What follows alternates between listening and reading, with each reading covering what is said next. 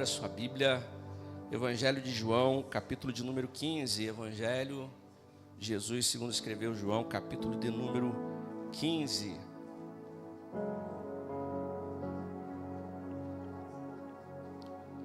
Glória a Deus. Que nos fala assim a palavra do Senhor. Eu sou a videira verdadeira e meu pai é o lavrador. Toda vara em mim que não dá fruto, atira e limpa toda aquela que dá fruto, para que dê mais. Vós já estáis limpo pela palavra que vos tenho falado. Está em mim e eu em vós. Como a vara de mim mesmo não pode dar fruto, se não estiver na videira, assim também vós, se não estiverdes em mim. Eu sou a videira, vós as varas. Quem está em mim e eu nele, este dá muito fruto, porque sem mim nada podereis fazer. Se alguém não estiver em mim, será lançado fora como a vara e secará. E os colhem e lançam no fogo e ardem. Se vós estiverdes em mim, e as minhas palavras estiverem em vós, pedireis tudo o que quiserdes e vos será feito. Nisto é glorificado meu Pai, que deis muito fruto, e assim serei meus discípulos. Como o Pai me amou, também eu vos amei a vós. Permanecei no meu amor. Se guardardes os meus mandamentos, permanecereis no meu amor. Do mesmo modo que eu tenho guardado os mandamentos de meu Pai, e permaneço no meu amor. Tenho-vos dito isso para que a minha alegria permaneça em vós, e a vossa alegria seja completa. O meu mandamento é este, que vos ameis uns aos outros, assim como eu vos amei. Glória a Deus, a igreja pode tomar assento. Meus queridos irmãos, o capítulo 15 do Evangelho de João, ele dá sequência a uma narrativa que é contida também nos capítulos 12, 13, 14, e ele prossegue tanto no 15 quanto no 16, o momento em que Jesus ali celebrava a Páscoa com os discípulos, e também ali Jesus traz a instituição da ceia do Senhor. Ele celebra a Páscoa no rito judaico, mas ali também ele institui a nova aliança. E algumas vezes até já preguei nos capítulos 13 e 14, do momento que Jesus tem com os discípulos, com o seu diálogo. Mas nós vamos ver que depois de Jesus haver ceado com os discípulos, Jesus traz várias instruções.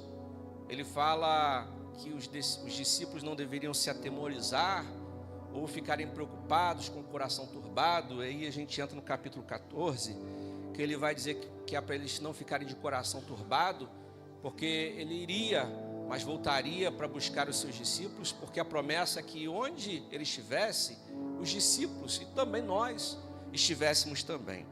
Agora no 15 ele continua essas instruções, e já no capítulo 15 Jesus se apresenta como a videira verdadeira, porque essa é uma das alegorias mais conhecidas da Bíblia Sagrada, geralmente intitulada como a videira e seus ramos. O significado principal, irmãos, deste ensino que Jesus deixou, aponta para o nosso relacionamento com Cristo e a dependência que temos dele. Por que a dependência que temos dele? Primeiro, que Jesus se apresenta como uma videira verdadeira. Por quê? Porque a videira, ela simbolizava a nação de Israel. Israel se apresentava como uma videira, mas Jesus vai além. Ele vai dizer assim: olha, vocês podem até ser videira, mas a verdadeira sou eu. E ele vai tratar de relacionamento. Por que de relacionamento? Porque não há relacionamento se não haver ligação, não haver conjuntura. Eu não sei se vocês conhecem o que é uma videira. A videira simplesmente é um pé de uva. É um pé de uva. Interessante que desde que eu mudei aqui para a casa pastoral, nós temos ali um pezinho de uva, que eu digo assim que é um pé vencedor, porque ele nasceu bem no meio da grama. E aí alguém vem, corta a grama, e aí, como ele está lá no meiozinho, corta ele também. Aí passa alguns meses, a grama está brotando, está lá nascendo um pezinho de uva. Já está em 15 anos que o pé de uva está ali. Mas o mais interessante, irmãos, que ele fica pequenininho, porque alguém sempre vai e corta. Mas o mais interessante é que, quando a gente fala de videira, vai dizer que ela é única, que ela só tem um caule, mas ela tem muitos ramos. E aí eu aprendo uma coisa interessante com isso, evangelista Rodrigo, porque Jesus, ele é único, por isso que ele se compara com a videira. Jesus, ele é único, e não há outro meio de nós sermos enxertados a ele. Nós somos os seus ramos. É por isso que Jesus vai dizer, ele vai utilizar essa ilustração da videira, por quê? Porque vai mostrar que quem tem comunhão está ligado nele. Não há outra forma de ter comunhão se não estiver ligado na videira. E a questão de dependência, por quê? Porque uma vez que o ramo, quando ele é desligado do caule principal, o que vai acontecer com esse ramo? Ele vai secar, vai morrer e vai ser lançado no fogo. Agora, Jesus é a videira verdadeira, o Pai é o viticultor, ou aquele que cuida da vinha, aquele que cuida da videira, é Ele que cuida dos ramos, e esses ramos são classificados em 2 grupos. Que grupos são esses? Primeiro grupo, o que produz, repita comigo, primeiro grupo, e o segundo grupo é o que não produz, é o grupo improdutivo. Jesus vai dizer assim, olha, quem estiver ligado em mim, quem tem comunhão comigo, presta bem atenção nisso aqui, quem tem comunhão comigo, estiver ligado em mim, simplesmente o resultado é que ele vai produzir frutos. E aí a primeira coisa que a gente aprende aqui, é que se alguém não estiver frutificando, tome cuidado, possivelmente ele está correndo um sério risco de ser desligado, de ser podado desta videira. Olha o que diz o texto, toda vara em mim que não dá fruto, ele atira. O pai vem, que é o pai, que é o agricultor, que é o viticultor, ele vem e atira, e aquela que dá fruto, o que ele faz? Primeiramente, ele faz o quê? Limpa. Eu sei que muitos irmãos aqui já trabalharam com agricultura, ainda trabalham, pessoas que trabalham com árvores frutíferas, com plantas que dão frutos, legumes, e geralmente, muitas vezes, a gente, quando olha uma árvore, que ela não está produzindo muito, o que tem que se fazer? Tem que dar uma limpeza, e existe um instrumento chamado podão, não é? Que ele chega para aquele galho que está amarelo, que não está produzindo mais fruto, ou que já está secando, e ele pega o podão e vai lá e poda e lança fora. Escute uma coisa que eu vou falar aqui, não se aborreça comigo. Muitas das vezes Deus precisa fazer uma poda na sua igreja. Por quê? Porque no meio há pessoas que não estão produzindo. E sabe o que acontece com aquele galho, com aquele ramo que não produz? Ele tira a força daquele galho que produz. Ele está ali roubando a seiva, ele está roubando nutrientes da planta. E aquela planta que produz, ela podia produzir mais, mas tem um galho ali parasita. E eu quero que você entenda isso nessa noite. Meu irmão, minha irmã, você é um ramo que está ligado na videira, e o desejo maior de Deus é que você seja produtivo. Olha para a pessoa que está do seu lado e diz assim, meu irmão, seja produtivo na obra de Deus.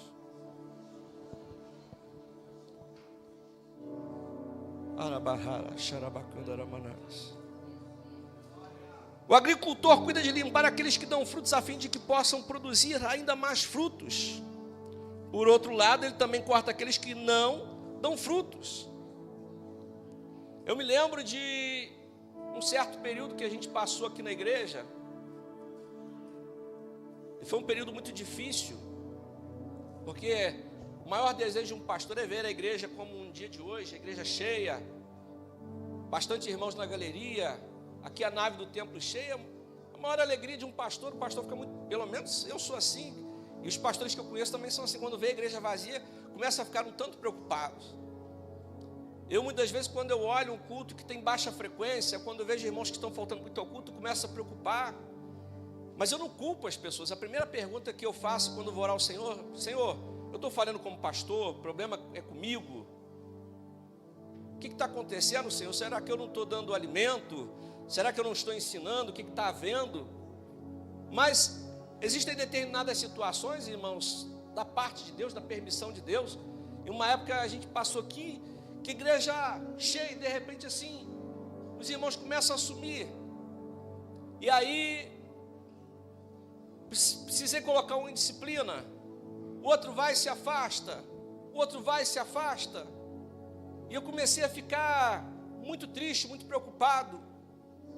E aí eu ia atrás daquelas pessoas que estavam saindo, tentava trazer de volta para a igreja, ligava.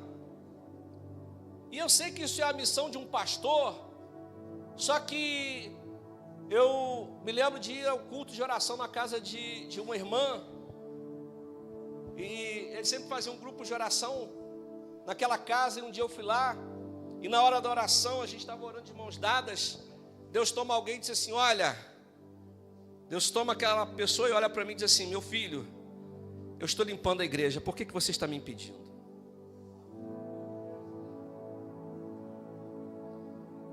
E eu vim para casa, meditei, e depois eu comecei a saber o que aquelas pessoas que estavam saindo da igreja estavam praticando. E eu realmente pude entender que a prática de algumas pessoas que são ditos crentes, convertidos, não combinam com a prática do evangelho. Porque quem está em Cristo, irmãos, é nova criatura. Se ele está ligado na videira, ele tem que produzir, e se ele não produz, ele tem que ser lançado fora, porque ele vai atrapalhar a videira, ela produzir novos frutos. E o crente em Jesus, ele tem que viver em novidade de vida. Então, o conselho que eu dou para todos que aqui estão, sejam obreiros, e esse conselho vale para mim também, as irmãs aqui, os jovens, adolescentes, seja produtivo para a glória de Deus. Quando as pessoas olharem para você, vão ver que você está produzindo frutos. Mas pastor, o que é produzir frutos? Alguém pode dizer assim, pastor, não sei pregar. Outro pode dizer assim, pastor, não sei ensinar. Irmãos, frutos não falam disso. Porque há pessoas que não pregam com a sua voz, não têm eloquência para pregar, mas pregam com a sua vida. O que eu quero dizer para você, quando você passar em algum lugar, as pessoas têm que olhar para você, você ter aspecto de crente, você tem que ter cheiro de crente, você tem que falar como crente e transmitir a glória de Deus. Não foi assim que aconteceu, né, irmão Verdi, com a mensagem de quinta-feira, quando Eliseu passava, a mulher olhava e dizia assim, eu vejo que vai aí um santo homem de Deus.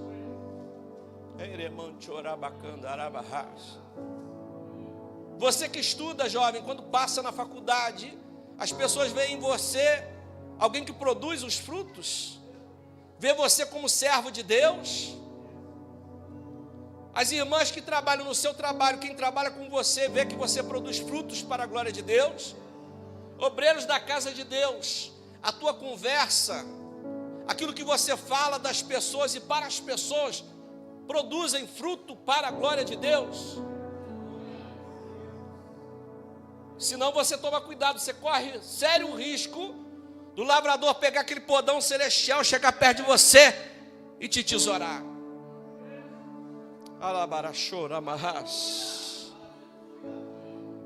Por que Jesus se refere a ele mesmo como a videira?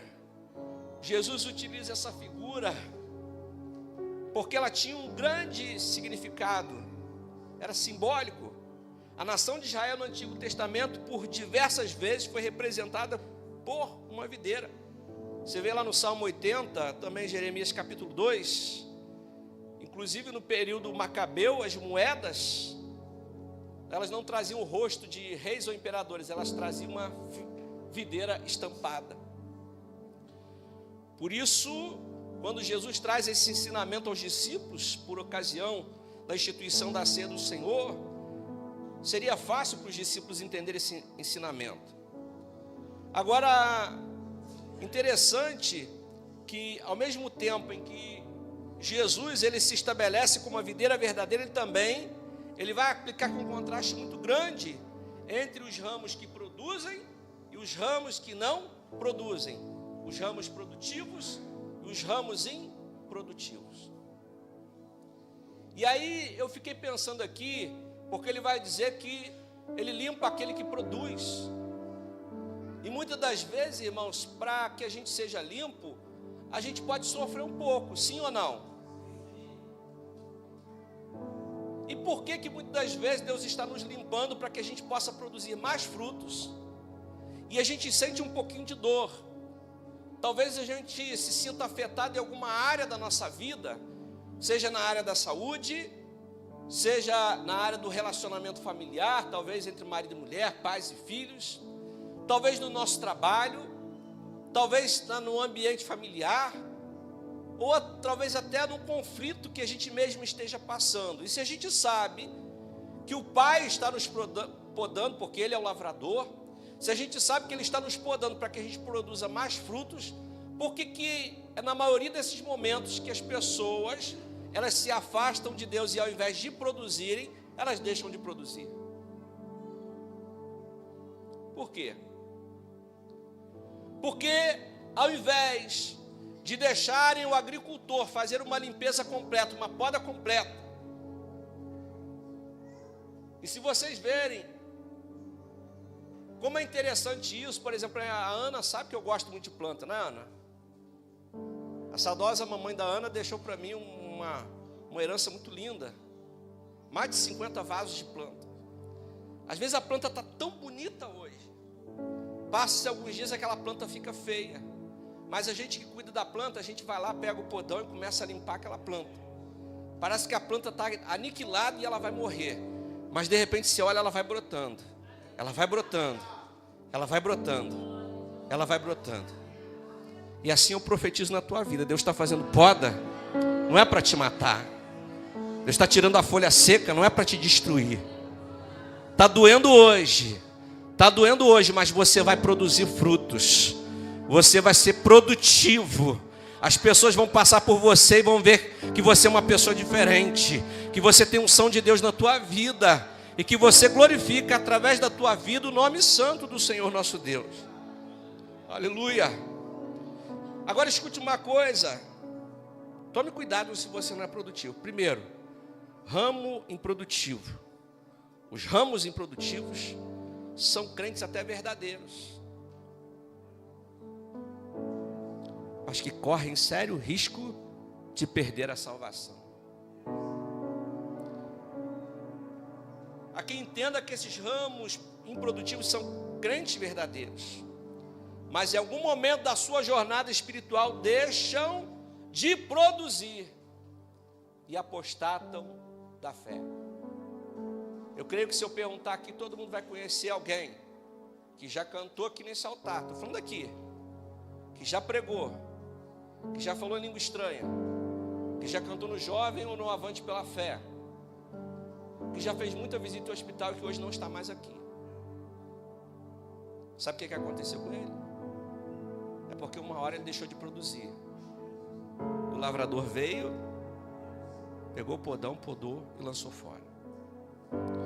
O problema é que a gente precisa entender isso, que na nossa vida, irmãos, na nossa vida cristã, desde o momento que aceitamos a Cristo como Salvador, a gente precisa produzir. E na verdade produz. Você quer ver o que mais movimenta a igreja num dia de culto? É testemunho de crente novo convertido, evangelista Rodrigo. Quando ele vai contar o que aconteceu na vida dele, como Deus o transformou, o que aconteceu, quem ele era e quem ele passou a ser, ele já está produzindo frutos para a glória de Deus. Mas parece, irmãos, que a nossa vida espiritual, ela vai entrando em estado de mornidão, e o perigo é esse, quando a gente começa a deixar de frutificar, porque a gente já está entrando num período de mornidão espiritual, e a Bíblia alerta quanto a isso, porque a Bíblia vai dizer, o próprio Deus dizendo, ou a gente é quente ou a gente é frio, porque se a gente for morno, o próprio Deus vai nos vomitar da boca dele. Então eu quero dar um conselho para você: tome cuidado se você não está produzindo. Há pessoas até que não estão produzindo, mas não se dão conta disso. Recentemente fui conversar com uma pessoa que eu raramente vejo nos cultos. Tem o culto de quinta-feira, que é o culto de oração, não vejo a pessoa. Às vezes eu saio aqui para a reunião dos pastores, tem culto de consagração aqui pela manhã, não vejo a pessoa. E aí quando fui conversar com a pessoa sobre os problemas que ela está vivendo, ela não admitiu que tem problemas, ela botou o problema na igreja. Não, o problema aqui da igreja de Pessegueira é que a igreja não ora. Mas não vem no culto de oração, não vem na consagração, e o problema é que a igreja não ora. O problema é de você que não ora. O problema é de você que não busca Deus. O problema é de você que não quer ter intimidade com Deus. Porque quando a gente quer ter intimidade com Deus, quando a gente busca o Senhor, a gente vai encontrá-lo. O texto que foi lido aqui no começo da introdução: buscar-me-eis e me achareis quando...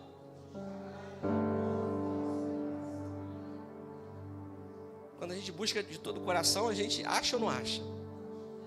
A gente encontra ou não encontra? Aleluia.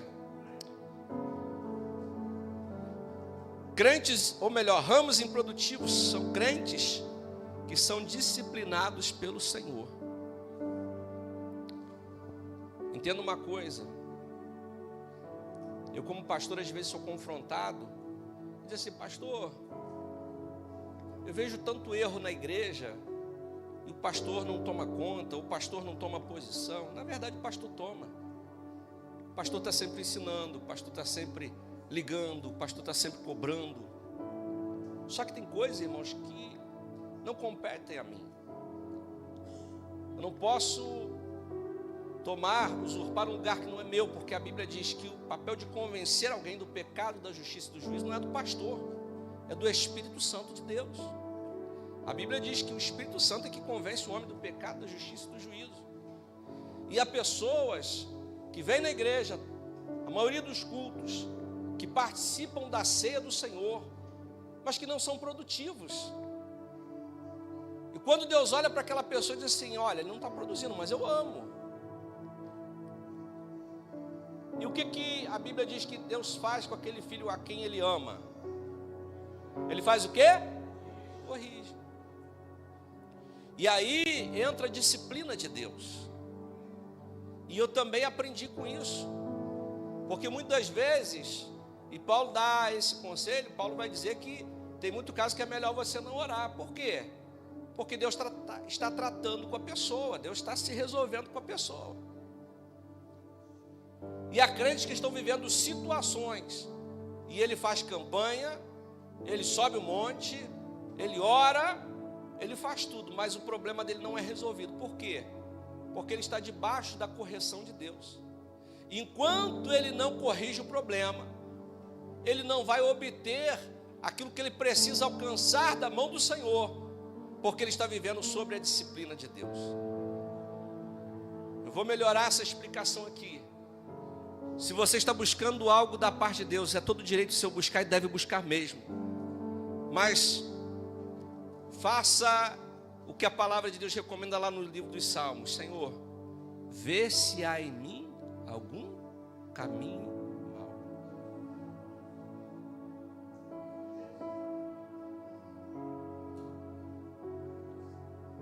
A gente vive uma geração,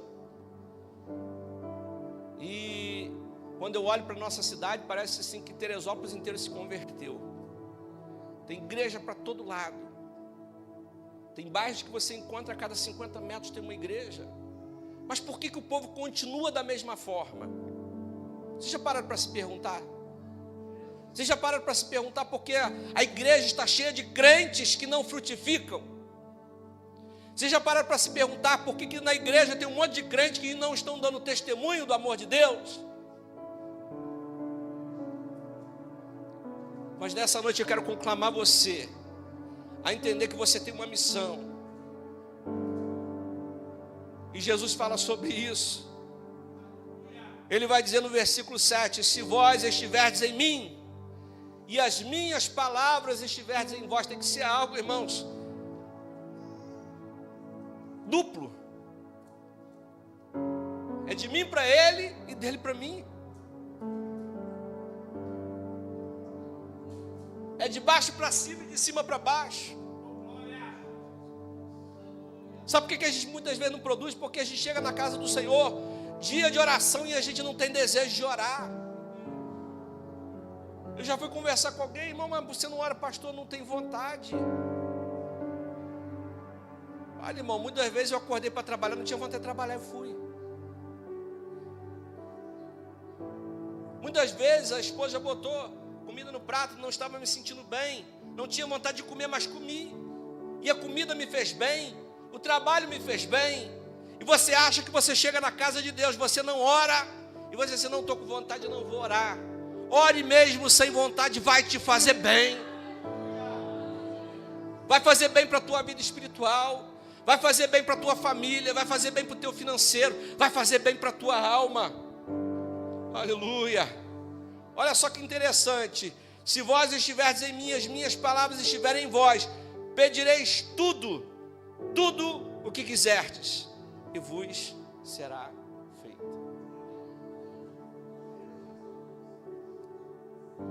Isso é profundo, irmãos. Isso é profundo. Isso fala de um grau de intimidade.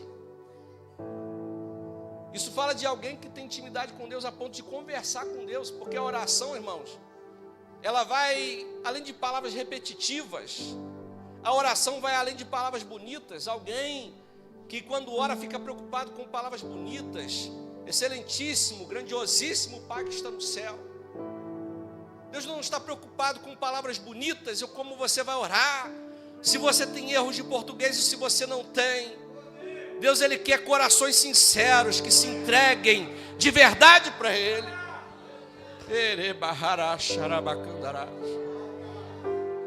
Aleluia. Aleluia. E muitas vezes a gente não sabe falar. E muitas vezes a gente não sabe como orar. Sabe por quê, irmãos? Porque parece que a gente deixa tudo que está à nossa volta nos limitar. Limitar o nosso crescimento. Aleluia. Glória a Deus. A hora está correndo, eu já vou procurar resumir aqui para terminar. Ramos improdutivos são crentes nominais. O que é crente nominal? Aquele que só é crente no nome. Aqui tem crente nominal ou tem crente verdadeiro? Você é crente nominal ou você é crente verdadeiro?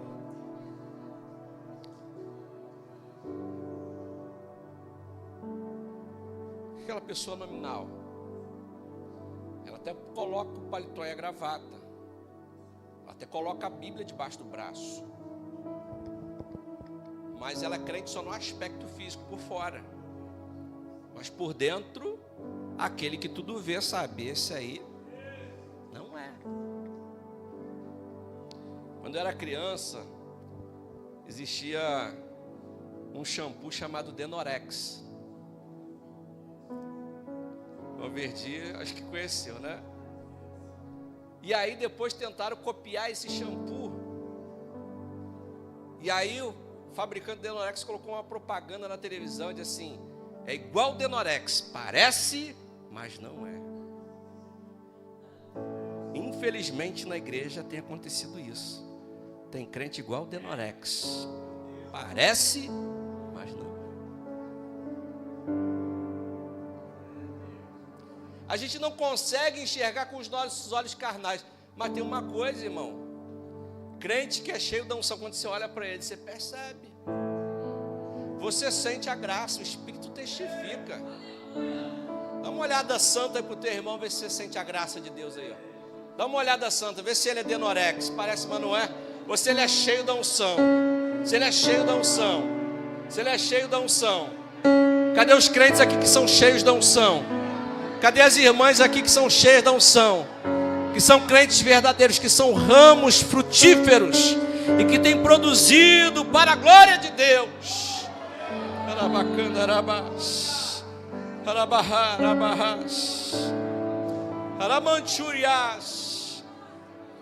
O contexto em que Jesus ele ensina essa alegoria é um conceito muito importante, um contexto muito importante, porque imagine você que no meio dos discípulos ali tinha alguém que não era verdadeiro, que era falso. Pessoa que andava com Jesus, recebeu um cargo de confiança de Jesus. Olha só, porque ele era o tesoureiro do grupo. Estava sentado com Jesus na ceia. Por isso que eu digo assim, irmão, participar da ceia não te garante salvação não, toma cuidado. Em alguns casos até condena, porque Jesus, Paulo vai dizer assim, há alguns que participam para sua própria condenação. Agora, o interessante é que Jesus vai dar os sinais. Quando Jesus ele vai servir o pão, ele diz assim, na verdade tem aqui um meio que é traidor, que vai me trair. E todo mundo começa, sou eu, Senhor, sou eu. E a gente tem duas narrativas. Uma narrativa vai dizer que na hora que Jesus vai pôr o pão no prato, o traidor também mete a mão no prato. Mas tem outra narrativa também que vai dizer, e na cultura daquela época, quando alguém era convidado de honra, se pegava o pão, molhava no vinho e dava para o convidado de honra. Olha que profundo isso aqui, irmãos. O que Jesus faz? Jesus sabe que Judas era traidor, mas ele pega o pão, molha no vinho e coloca na boca de Judas. Alguém acha que Jesus está condenando Judas. Eu tento enxergar numa ótica diferente. Quando eu vejo Jesus pegando o pão, molhando no vinho, colocando na boca de Judas, Jesus está dizendo assim, Judas, tu está me traindo, mas eu te amo.